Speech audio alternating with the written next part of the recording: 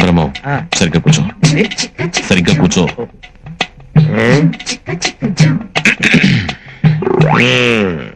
పెళ్లి కూతుర్ని పిలిపించమంటావా? పిలిపించమంటాడు బాబా, అందుకే వచ్చింది. పిలిపించు. అమ్మాయిని ఒకసారి పిలిపించండి. కూర్చోండి, పిల్ల తండ్రి నేను ఉన్నానుగా, పిలుస్తాను. అమ్మా, రాజన్న వచ్చినాడు, పెళ్లి కొడుకు రాంబ్రహ్మ వచ్చినాడు, వాళ్ళ సైడ్ బంధువులు అందరూ వచ్చినారు. ఒక్కసారి వచ్చిపోమ్మా మెరుపుతీగా. బావా, పెళ్లి కూతురు నిన్ను చూసావా?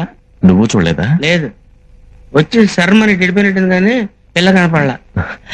మా వాడు అమ్మాయిని సరిగ్గా చూడలేదంట, మళ్ళీ ఒకసారి రమ్మంటారా? అట్టాగా.